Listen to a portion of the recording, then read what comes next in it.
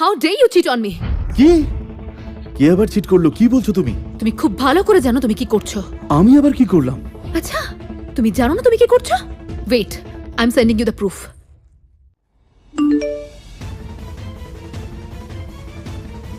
তুমি এত বছর ধরে আমাকে লুকিয়ে এইসব করছিলে? বেদা, তুমি এত বছর ধরে আমাকে জন্য এত বছর একসাথে রয়েছি আমরা।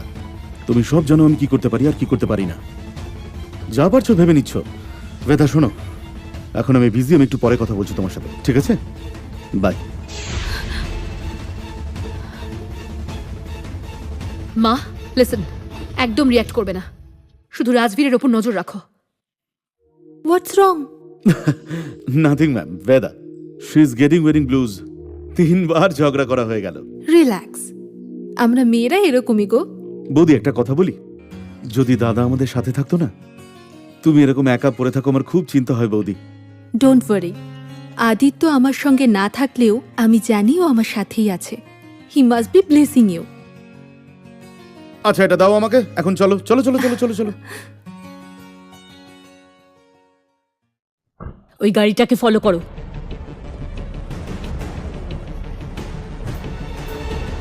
রাজবীর সিংহানিয়া আপনার ফিয়ান্সের সঙ্গে কবে মিট করাচ্ছেন? বৌদি, ভেদা তোমার ব্যাপারে সবকিছুই জানে, কিন্তু তোমাদের এখনো দেখা হয়নি। So yes, I want to introduce you in person. আর হ্যাঁ, আমি ভেদাকে জানিয়েছি যে তুমি সন্ধ্যে 7টার সময় আসছো। আমি ওকে সারপ্রাইজ দিতে চাই। সারপ্রাইজ? রাজবীর, মেয়েরা রিলেশনশিপে সারপ্রাইজ পছন্দ করে না। আফটার অল ও তোমার স্ত্রী হতে চলেছে। সাউন্ড লাইক মম। হা হা, কাউকে তো হতেই হবে। যদি এই মেয়েটা রাজবীরের কারণেই প্রেগনেন্ট হয়ে থাকে তাহলে? বেদা, মানেটা বুঝতে পারছিস? Bye bye Singhania Fortune. জোশ শাট আপ। আমার মনে হয় না ওটা রাজবীরের বাচ্চা। ও রিয়েলি? তাহলে প্রুফ কর ও তোর জায়গাটা নেওয়ার আগে।